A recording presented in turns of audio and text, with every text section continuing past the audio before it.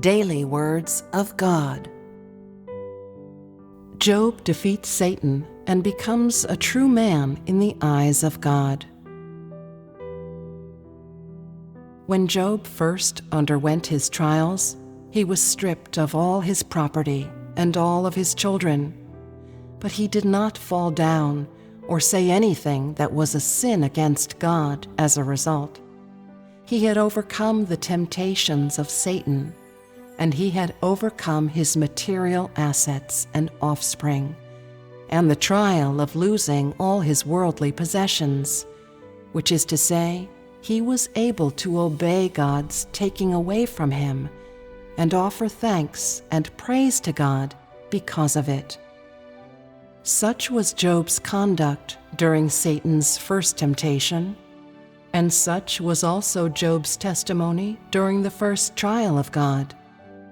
In the second trial, Satan stretched forth its hand to afflict Job, and although Job experienced pain greater than he had ever felt before, still his testimony was enough to leave people astounded. He used his fortitude, conviction, and obedience to God, as well as his fear of God, to once more defeat Satan, and his conduct and his testimony were once more approved of and favored by God.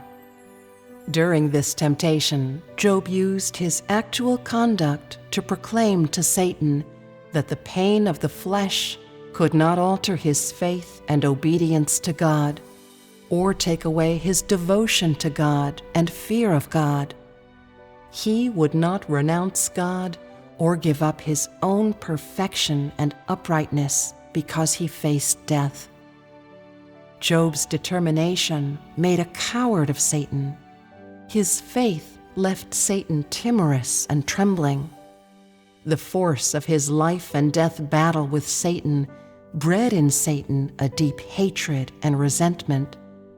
His perfection and uprightness left Satan with nothing more it could do to him, such that Satan abandoned its attacks on him and gave up its accusations against Job before Jehovah God. This meant that Job had overcome the world. He had overcome the flesh. He had overcome Satan, and he had overcome death. He was completely and utterly a man who belonged to God. During these two trials, Job stood firm in his testimony and actually lived out his perfection and uprightness, and broadened the scope of his living principles of fearing God and shunning evil. Having undergone these two trials, there was born in Job a richer experience, and this experience made him more mature and seasoned. It made him stronger and of greater conviction, and it made him more confident of the rightness and worthiness of the integrity to which he held firm. Jehovah God's trials of Job gave him a deep understanding and sense of God's concern for man, and allowed him to sense the preciousness of God's love, from which point consideration toward and love for God were added in to his fear of God. The trials of Jehovah God not only didn't alienate Job from him, but brought his heart closer to God. When the fleshly pain endured by Job reached its peak, the concern that he felt from Jehovah God gave him no choice but to curse the day of his birth.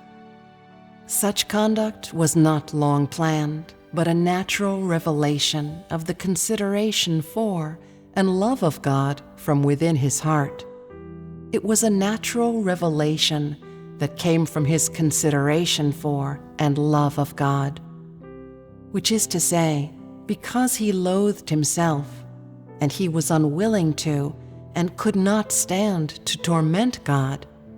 Thus his consideration and love reached the point of selflessness.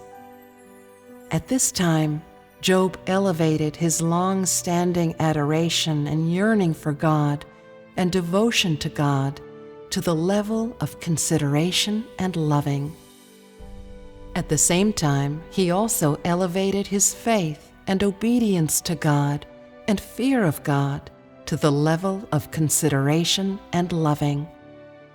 He did not allow himself to do anything that would cause harm to God. He did not permit himself any conduct that would hurt God, and did not allow himself to bring any sorrow, grief, or even unhappiness upon God for his own reasons. In God's eyes, although Job was still the Job of before, Job's faith, obedience, and fear of God had brought God complete satisfaction and enjoyment. At this time, Job had attained the perfection that God had expected him to attain. He had become someone truly worthy of being called perfect and upright in God's eyes.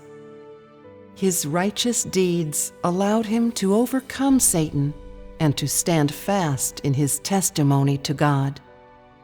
So too did his righteous deeds make him perfect and allow the value of his life to be elevated and transcend more than ever, and make him the first person to no longer be attacked and tempted by Satan.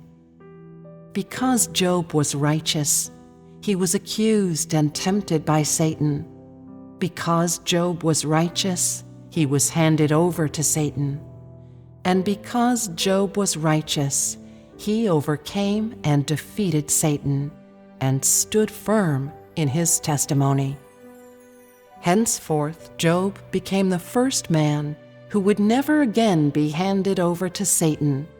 He truly came before the throne of God and lived in the light, under the blessings of God without the spying or ruination of Satan. He had become a true man in the eyes of God. He had been set free.